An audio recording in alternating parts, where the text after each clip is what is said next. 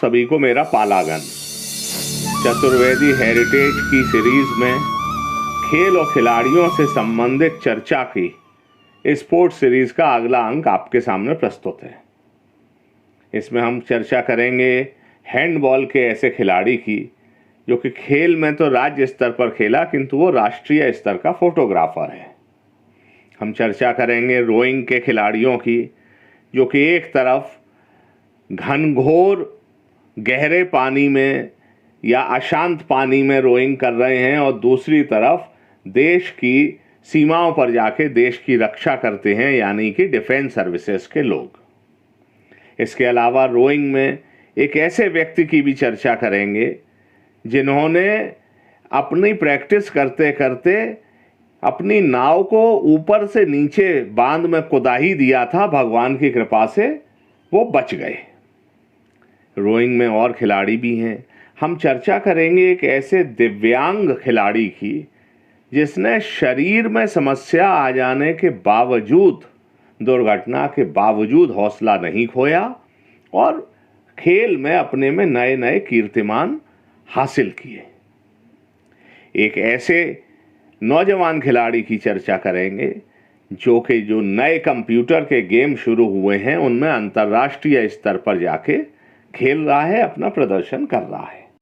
इस एपिसोड में एक ऐसे खिलाड़ियों के परिवार की चर्चा है कि जिनके पिताजी तो मैच देखने उस मैच को गए जिसमें कि हिटलर भी मौजूद था और उनके 4 लड़के चारों हॉकी के ऐसे खिलाड़ी थे कि जिनके नाम की धूम मची हुई थी और अच्छे अच्छे राष्ट्रीय अंतर्राष्ट्रीय खिलाड़ी उनसे मिलने आते थे। आपको यदि ये एपिसोड अच्छा लगे तो इसको लाइक अभी तक नहीं किया है तो करिए, चैनल को सब्सक्राइब करिए और मेरा आपसे कहना है कि इसको शेयर तो करिए, सबसे कहिए इसे लाइक और सब्सक्राइब करें। अन्यथा YouTube पे चतुर्वेदियों के एपिसोड हैं और मालूम नहीं पड़ता है कि कितने लोग देख रहे हैं। यदि आप पहले डाउनलोड करके देखते हैं तो उसमें व्यू नहीं मालूम पड़ते हैं। तो आपसे अनुरोध है कि इसको लाइक सब्सक्राइब करें। उम्मीद है ये एपिसोड आपको पसंद आएगा। खिलाड़ियों की जानकारी करना मैंने शुरू किया तो एक के बाद एक जानकारी आती चली गई। लखनऊ में हमारे बुआ के लड़के थे स्वर्गीय कौशिक कांजी मुन्ना दादा, उनके बड़े पुत्र हैं सिद्धार्थ, जिनको हम लोग ऋषि कहते हैं। मैंने उनको फोन किया।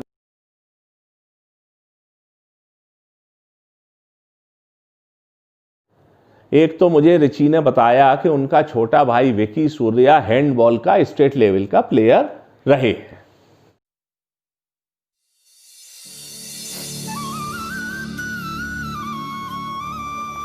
दूसरा उन्होंने जिक्र किया और मुझे संपर्क हुआ उनके मौसाजी चंद्रशेखर चतुर्वेदी जी से। तो जो चंद्रशेखर चतुर्वेदी जी हैं ये रोइंग में काफ़ी इन्होंने नाम किया है और रोइंग में पदक जीते हैं और अच्छे स्विमर और अच्छा रिप्रेजेंट किया है।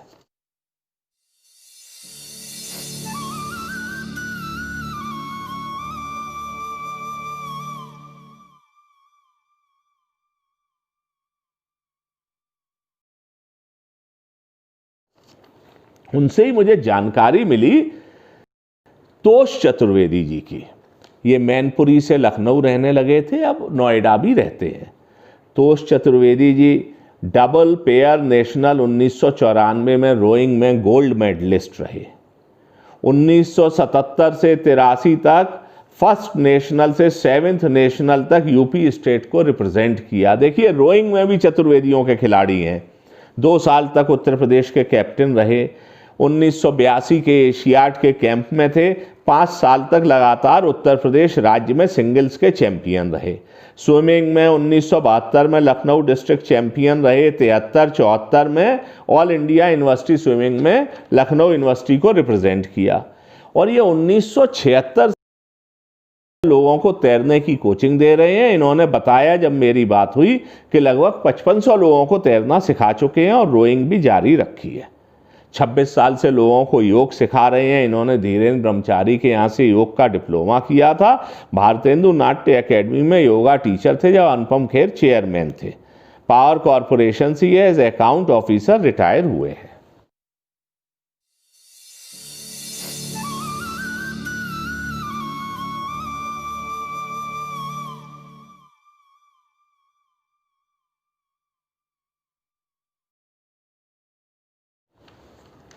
रोइंग में ही एक दूसरा नाम सामने आया, मेजर जनरल AK चतुर्वेदी साहब, AVSM VSM।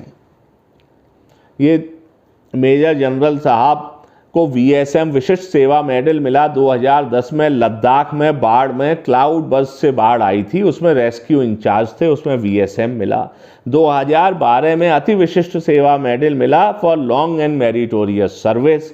1990 में chief of army commendation card मिला इंडिया को। पहला गोल्ड एशियन चैंपियनशिप में मिला था, पहली बार ये कोच थे। 2003 में सेंट्रल आर्मी कमांडर का कमेंडेशन कार्ड ऑपरेशन पराक्रम में विशेष काम के लिए मिला।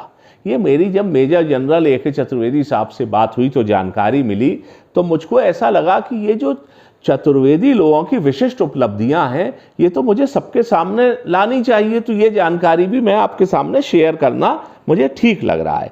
ये राइटिंग करते हैं, लेक्चर्स देते हैं, 4 किताबें इनकी पब्लिश हो चुकी हैं और ये 1983 में रोइंग के नेशनल चैंपियन रहे। 1983 में वर्ल्ड चैंपियनशिप में ड्यूसबर्ग में वेस्ट जर्मनी में इन्होंने इंडिया को रिप्रेजेंट किया। वेटरन इवेंट में 1990 में नेशनल चैंपियन हुए।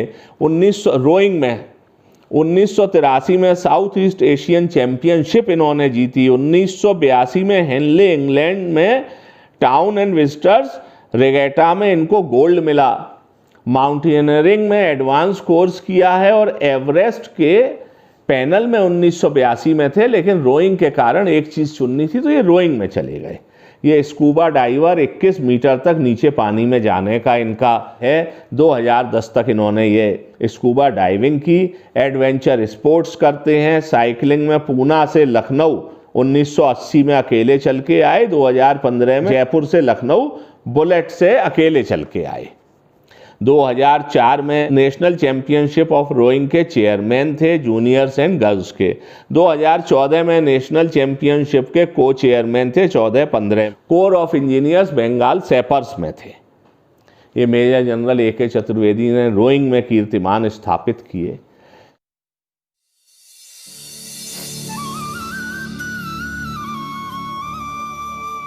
अब पहले तो मैं चर्चा करना चाहूंगा आपसे जो 2 विशिष्ट लोग हैं उनके विषय में, खेल से ही संबंधित। पहले हैं सलिल चतुर्वेदी। ये जब मैं पहले चर्चा कर चुका हूँ, AVM शिशिर चतुर्वेदी जी के उनके पुत्र हैं। 1968 का जन्म है। 1984 में एक रोड एक्सीडेंट हुआ और दुर्भाग्य से इनकी रीढ़ की हड्डी में फ्रैक्चर हो गया, जिससे इनको कुछ समस्या आई और ये दिव्यांग की श्रेणी में हुए। लेकिन इन्होंने हिम्मत नहीं हारी, हौसला नहीं हारा और व्हील चेयर टेनिस प्रतियोगिता में जापान और ऑस्ट्रेलिया में भारत का प्रतिनिधित्व किया। देखिए कैसे लोग हैं हमारे समाज में, देश को रिप्रेजेंट कर रहे हैं। 2009 में मुंबई से गोवा तक दिव्यांग होने के बावजूद नाव से गए, जिससे लोगों में दिव्यांग लोगों के प्रति जागरूकता बढ़े। इसके लिए उनको CNN IBN ने इंडियन आइडल अवार्ड दिया। एक सीरियल आता था गली गली सिम सिम, इसमें 5 साल तक इन्होंने जुगाड़ू का किरदार किया। इनकी लघु कथा अंग्रेजी पत्रिकाओं में प्रकाशित हुई हैं। 2008 में कॉमनवेल्थ शॉर्ट स्टोरी प्रतियोगिता में एशिया क्षेत्र के विजेता बने ये सलिल चतुर्वेदी। 2007 में unison British council short story competition का पुरस्कार मिला। 2015 में वर्ल्ड वीवर पोएट्री पुरस्कार मिला। हिंदी एकेडमी सम्मान 2018-19।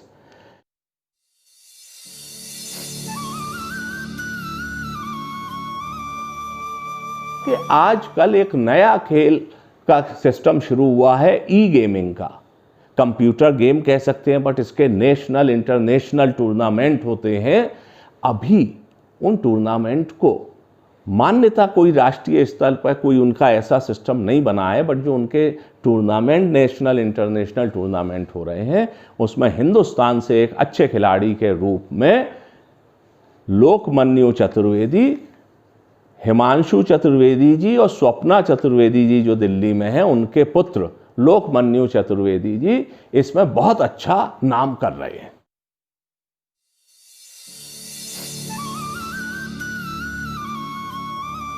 खिलाड़ियों में एक और नाम है कंपिल लखनऊ के गोविंद चतुर्वेदी जी का।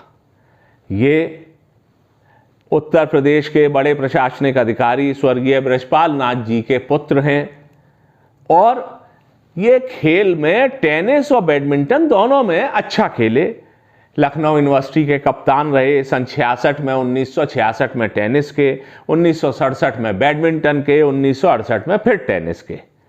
इन्होंने एक टाइटल छोड़ दें तो बाकी सारे टाइटल एक ही साल में, एक ही सेशन में टेनिस और बैडमिंटन के जीते और इसका एक तरह से रिकॉर्ड बनाया। स्कूटर्स इंडिया की टीम में भी इन्होंने 1976 से 78 तक रिप्रेजेंट किया।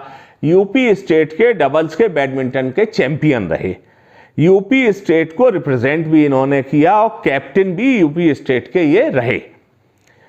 इन्होंने नेशनल गेम्स में 1969, 70 और 71 में उत्तर प्रदेश का प्रतिनिधित्व किया। जब ये खिलाड़ी थे तो Lucknow university all India university tennis में चैंपियन बनी।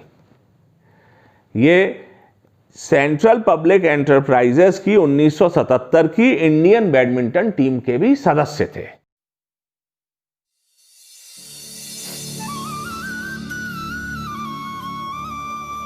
जब मैं ये सीरीज बनाने की चर्चा करता हूं लोगों से तो लोग जानकारी भेजते हैं। हमारे प्रबोध ताऊ जी, जिन्हें हम लोग पी दादा कहते थे, उनके छोटे पुत्र अजीत भाई साहब, जो कि प्रशासनिक सेवा में थे, आईएएस से रिटायर हुए और दिल्ली रहते हैं, उन्होंने भी मुझे कई जानकारियां भेजी। इसी में उन्होंने मुझे एक संपर्क भेजा ब्रिगेडियर दीपेंद्र रावत का, जो कि बेंगलोर में रहते हैं। ये मेजर जनरल रावत साहब के भतीजे हैं, जिनकी चर्चा पहले हम आर्मी वाले एपिसोड में कर चुके हैं। इनके फादर भी जो थे वो इंडियन आर्मी में थे और उनका एक बड़ा महत्वपूर्ण किस्सा ये है कि 1962 का जो चीन का युद्ध हुआ था, उसमें सरकार की तरफ से ये घोषणा जो होती है कि जो सैनिक हैं या अफसर हैं वो युद्ध में डेड डिक्लेयर कर दिए गए, कि उनकी मृत्यु हो गई, वो शहादत हो गई, वीरगति को प्राप्त हुए। तो इनके पिताजी के लिए ऐसी घोषणा मृत्यु की हो गई। वो नेफा में पोस्टेड थे। उसके पहले वो गोवा के एक्सपीडिशन में गए थे तो वहाँ से सामान लाए थे। तेजपुर में इनका सामान था। तो इनके जो बड़े भाई साहब थे, जो मेजर जनरल रावत, बाद में मैंने जिक्र किया है, तो उन्होंने सारा सामान हवाई जहाज से घर भिजवा दिया। दुख का, गम का माहौल था। घर पर 13वीं की तैयारी हो रही थी। तभी जब ये सामान भिजवाया मेजर जनरल रावत साहब ने, जो वो बाद में मेजर जनरल हुए, उसके बाद उनको वहीं पर ये दीपेंद्र रावत जी के पिताजी मिल गए। वो भगवान की कृपा से सकुशल लौट आए थे। कम्युनिकेशन के ये साधन नहीं थे। जब घर पर खबर पहुंची तो 13वीं की तैयारी हो चुकी थी, लेकिन इस खबर के साथ ही गम का माहौल खुशी में बदल गया। ये लोग ओरिजिनली अनूप शहर के हैं और इनके परिवार के लोगों को काबुलिये रावत भी कहा जाता है। काबुलिये रावत इसलिए कहा जाता है कि इनके ब्रिगेडियर दीपेंद्र रावत के ग्रेट ग्रैंडफादर जुगल किशोर जी ब्रिटिश एक्सपीडिशन फोर्स में काबुल गए थे, तो इनकी फैमिली को काबुलिये रावत भी कहा जाता है। इनके दीपेंद्र रावत जी के चाचा अनुपेन नाथ चतुर्वेदी जी इलाहाबाद यूनिवर्सिटी में जब थे मेरे पिताजी, और वो साथ साथ थे मेरे पिताजी से, मैंने उनकी कई बार चर्चा सुनी। और अनुपेन रावत जी बाद में भारतीय विद्या भवन चले गए थे और अनुपेन रावत जी के बच्चे, उनके बेटे बंबई में अच्छा व्यापार कर रहे हैं और उनके छोटे बेटे सलिल भी सेलिंग में, स्पोर्ट्स में रहे हैं। जो ब्रिगेडियर दीपेंद्र रावत ने मुझे बताया जब उनसे फोन पे बात हुई कि उनके great great grandfather Lucknow state की, जो लखनऊ रियासत मुरादाबाद के पास थी, उस लगभग सन 1700 के कुछ बाद वो लखनऊ स्टेट की सेना के कमांडर इन चीफ थे। पहले भारत में छोटे छोटे और बड़े बड़े राज्य होते थे, उनकी अपनी सेना, अपना सिस्टम था। तो मैंने ब्रिगेडियर रावत साहब से कहा कि इसका मतलब आपका कम से कम 300 साल का, आपके परिवार का तो मिलिट्री में रहने का ही पूरा का पूरा इतिहास है। अब ये जो ब्रिगेडियर रावत हैं, इनसे जो संपर्क हुआ वो हुआ स्पोर्ट्स के चक्कर में। तो उन्होंने मुझे बताया कि वो वाइट वाटर राफ्टिंग में उन्होंने राफ्टिंग की है। मैंने उनसे पूछा कि वाइट वाटर राफ्टिंग क्या चीज है? तो उन्होंने बताया कि जहां झरने हो, पहाड़ी इलाका हो, वहां पर जो नदी है उसका पानी थोड़ा सफेद सा भी रहता है और खतरनाक होता है काफी, वहां राफ्टिंग करने को वाइट वाटर राफ्टिंग कहते हैं। जब मैंने उनसे पूछा कि ये राफ्टिंग ऋषिकेश वगैरह में भी होती है, तो उन्होंने कहा होती है, लेकिन ऋषिकेश वगैरह के इलाके की खासियत यह है कि वहां पर नदी का एक एक इंच का हिस्सा मैप किया हुआ है, मालूम है कहां कैसा है नदी में। लेकिन इन्होंने, ये पहला ग्रुप थे जिसने सतलज नदी में वाइट वाटर राफ्टिंग की 1998 में। और जो सतलज का पानी है, एडवेंचर स्पोर्ट्स है, लेकिन खतरा तो है ही है एडवेंचर के साथ। तो जो सतलज का पानी है, एक तो उसके बारे में कुछ नहीं मालूम था, और गंगा का पानी ऋषिकेश पे ऐसा ठंडा नहीं है, सतलज का पानी बहुत ठंडा है, ऐसा ब्रिगेडियर रावत साहब ने बताया। तो ये पहला जो बैच था जिसने वहां वाइट वाटर राफ्टिंग में एक्सपीडिशन किया, ये उसके सदस्य थे, इन लोगों ने किया।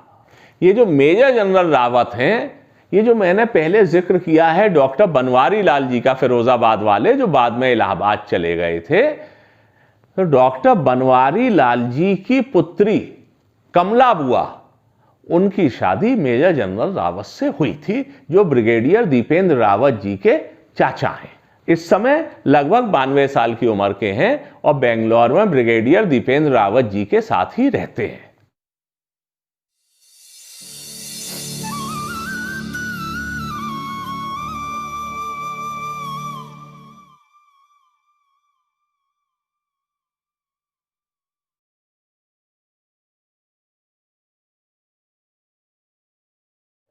एक मैं जिक्र करना चाहूंगा ऐसे परिवार का जिन्होंने हॉकी के खेल में बहुत नाम किया।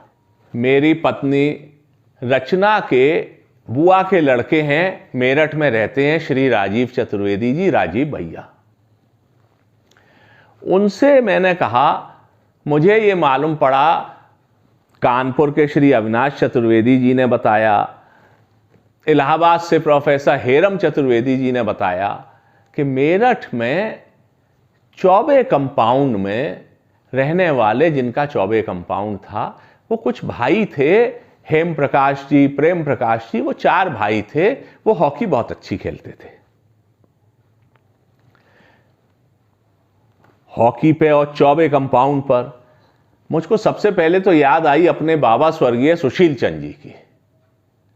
सुशील चंद जी, जैसा मैंने बताया कि वो हॉकी के खिलाड़ी रहे थे, वो टेनिस के खिलाड़ी रहे थे, तो बाबा चौबे कंपाउंड में भी रहे थे। और ऋषि राधेलाल जी, जिन्होंने चौबे कंपाउंड बनवाया था, और मैं चौबे कंपाउंड के बारे में कहीं अलग से एक एपिसोड में जिक्र करूंगा। तो ऋषि राधेलाल जी के विषय में मैंने अपने बाबा से जब भी सुना, तो इतना उनको श्रद्धा थी ऋषि राधेलाल जी की कि वो बाबा का बात करते करते पूरा चेहरा श्रद्धा से युक्त हो जाता था। तो मैंने मेरठ में राजीव भैया से कहा कि हमें चौबे कंपाउंड के विषय में थोड़ी जानकारी दीजिए। राजीव भैया ने पता किया और उसके बाद कुछ जानकारी उन्होंने लोगों से पूछ के दी, और फिर उन्होंने मुझे उसी परिवार के एक सदस्य श्री धीरज चतुर्वेदी जी से कनेक्ट कराया, जो अब कलकत्ता रहते हैं।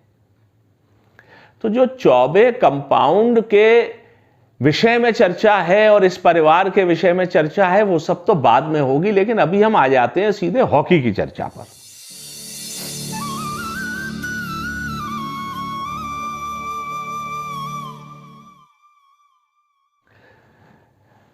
चौबे कंपाउंड में इस परिवार के अमरनाथ जी के 4 लड़के थे।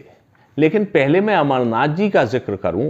ये जो अमरनाथ जी थे, ये लीड्स यूनिवर्सिटी में पढ़े इंग्लैंड में, और हिस्ट्री और फिजिकल एजुकेशन। इनके 4 पुत्र थे, प्रेम प्रकाश जी, हेम प्रकाश जी, आनंद प्रकाश जी, प्रमोद प्रकाश जी। अब ये जो लोग थे, ये चारों हॉकी के बहुत बड़े खिलाड़ी थे। इसके पहले मैं एक किस्सा बता दूं कि ये जो अमरनाथ जी जब बाहर पढ़ रहे थे, तो ये एक बार जर्मनी गए म्यूनिख ओलंपिक में। ये म्यूनिख ओलंपिक देखने गए तो ये उस वाले मैच में मौजूद थे हॉकी के में, जिसमें हिटलर भी मौजूद था और उसका कुख्यात जनरल रोमेल भी मौजूद था। वहां पर इन्होंने ध्यानचंद को खेलते देखा और उसके अलावा रूप सिंह को खेलते हुए देखा। मुझे धीरज चतुर्वेदी जी ने बताया कि एक बार ये लोग चौबे कंपाउंड के पास गली में खेल रहे थे, तो एक आदमी आया, उसने कहा हमको हेम प्रकाश जी से मिलना है। वो घर ले गए, उसने आदाब किया, मिले। मालूम पड़ा कि वो पाकिस्तान के हॉकी के कैप्टन प्रसिद्ध खिलाड़ी इस्लाउद्दीन थे और वो उनसे मिलने आए थे, क्योंकि उन्होंने बताया कि इस्लाउद्दीन ने बताया कि उनके पिताजी अमरनाथ जी के साथ खेलते थे, इनके हेम प्रकाश जी के पिताजी के साथ। और उनके फादर ने कहा था इस्लाउद्दीन से कि जब तुम इंडिया जाओ तो मेरठ जाके और उनके घर जरूर जाना। तो वो मिलने आए थे। धीरज जी ने यह भी बताया जो ध्यानचंद थे, हॉकी के जादूगर कहलाते थे, वो इनके चौबे कंपाउंड के घर में कई बार आए और जो चौबे कंपाउंड की गली थी उसमें ध्यानचंद को ड्रिबलिंग करते हुए इन्होंने खुद देखा था।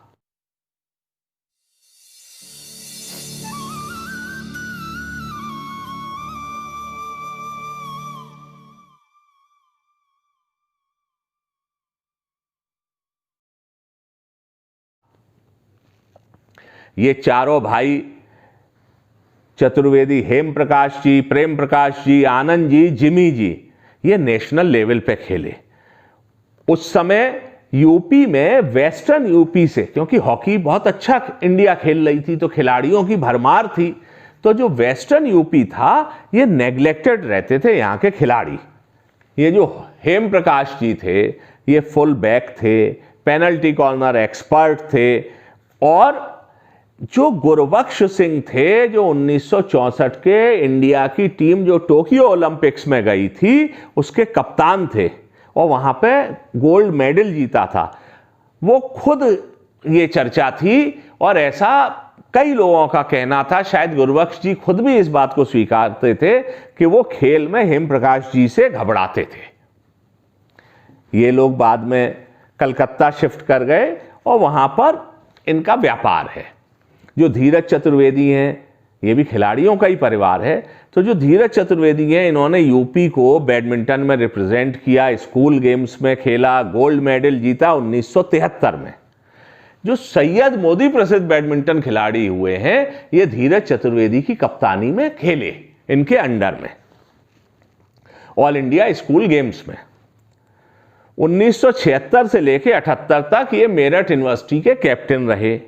इनकी बहन जो कविता चतुर्वेदी हैं, धीरज चतुर्वेदी जी की बहन, वो नॉर्थ जोन में टेबल टेनिस में नंबर 2 रही।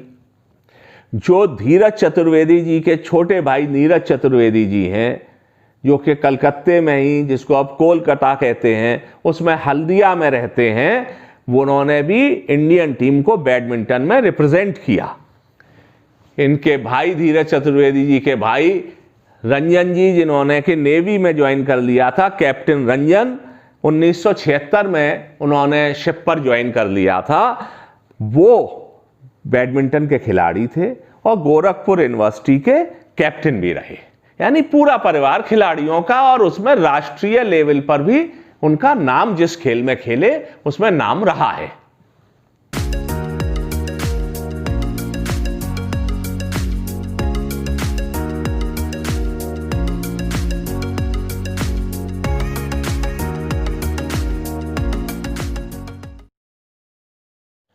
रोइंग के सिलसिले में ही तोष चतुर्वेदी जी ने एक बहुत ही मजेदार और रोमांचक किस्सा सुनाया। पूना में नेशनल कॉम्पिटिशन्स के ट्रायल्स हो रहे थे, तैयारियां चल रही थी। वहां पर मुला और मोथा नाम की 2 नदियां हैं जो कि वहां मिल जाती हैं एक में और कहलाती हैं मुला मोथा। भीषण नदी का बहाव है, आगे उसको रोकने को एक दीवार बांध समझ लीजिए बना हुआ है, और वहां से जो पानी नीचे गिरता है वहां बहुत बड़े बड़े पत्थर हैं, जिनके बारे में यह कहा जाता है कि वहां पर उन पत्थरों में जान बचना अगर कोई गिर जाए तो बिल्कुल नामुमकिन है। तोष चतुर्वेदी जी जैसा बताते हैं कि रोइंग में के इवेंट है, एक फोर्स एक स्कल, इनका जो इवेंट था वो स्कल था। ये उसकी तैयारी कर रहे थे, ये अपनी नाव लेके चले जा रहे थे, और वहां पर ये आपको बताएं कि जैसा तोष जी ने बताया कि फोर्स में हराना बड़ा मुश्किल है, और ये ब्लाइंड गेम किस्म का है जो रोइंग है, इसमें आप जिस तरफ देख रहे होते हैं उसके विपरीत दिशा में नाव को ले जा रहे होते हैं। ये उस नाव को ले जा रहे थे, भयंकर पानी था, बहाव था, और आगे एक जगह खतरे का जहां निशान शुरू हो जाता है, जिसके आगे गिरने का और बोल्डर्स की संभावना है, बल्कि होते ही हैं, वहां लाल झंडा लगा हुआ था जो कि तेज हवा के कारण पानी में कहीं गिर गया था। वो झंडा गिर चुका था और तोष चतुर्वेदी बिना देखे अपनी धुन में उस नाव को लिए चले जा रहे थे। जो रॉयल कनॉट क्लब है उसके लोग लाउड स्पीकर पर चिल्ला चिल्ला के सावधान कर रहे थे, लेकिन तोष चतुर्वेदी जी का न जाने कहां ध्यान था, और हवा इतनी तेज थी कि इनको कुछ सुनाई नहीं पड़ रहा था। बस तेज हवा थी और वो नाव थी जो कि चली चली जा रही थी उस पानी में, और इनको मालूम नहीं था कि किस खतरे की तरफ बढ़ रहे हैं। और बाद में इनके साथियों ने बताया, जो बाहर से देख रहे थे, कि उन्होंने कहा कि तोष जी, हमें लग रहा था कि अब की नेशनल इवेंट जो है वो तोष चतुर्वेदी का मेमोरियल इवेंट हो जाएगा। ये जो नाव थी ये आगे जाके टकराई और एक जोर की भड़ाक की आवाज हुई।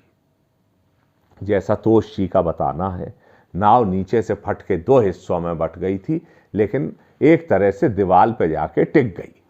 नाव दीवार पे जाके टिक गई, और नीचे देखिए तो हालात ये थे कि अगर नीचे गिरती तो ना नाव का पता चलना था, ना तोष चतुर्वेदी का पता चलना था।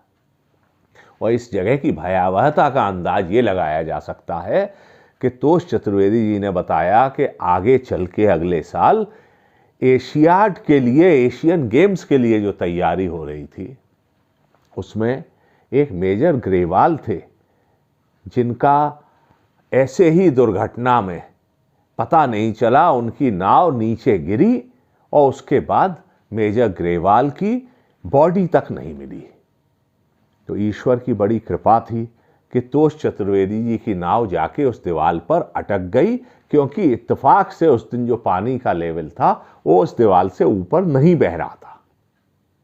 तोष जी ने बातचीत करते में मुझसे फोन पर मुस्कुराते हुए ये भी कहा कि शायद मैं इसलिए बचा कि मुझको आज आपको ये किस्सा बताना था और आपके माध्यम से अपने बंधु बांधवों के सामने ये किस्सा प्रस्तुत करना था। तोष जी से बात करने पर यह मालूम पड़ा कि ये जो एडवेंचर स्पोर्ट्स हैं, ये वाकई में एडवेंचर स्पोर्ट्स इसीलिए कहलाते हैं कि जब तक ठीक चल रहा है तब तक वो स्पोर्ट है। वो कब जानलेवा हो जाए, कब इतना खतरनाक हो जाए कि क्या से क्या हो जाए पता नहीं चलता। तो इन खेल को खेलने वालों को सावधानी भी बरतनी पड़ती है, और रोमांच तो अपनी जगह है ही है। स्पोर्ट्स सीरीज का 5वां भाग आपको पसंद आया तो इसको लाइक करिए, चैनल को सब्सक्राइब करिए और दूसरों से शेयर भी करिए। आपके लाइक करने से मुझे भी लगता है कि आप लोग देख रहे हैं और हौसला बढ़ता है। जल्दी ही आपसे इसी स्पोर्ट्स सीरीज़ के अगले अंक में मुलाकात होगी। तब तक के लिए पालागन।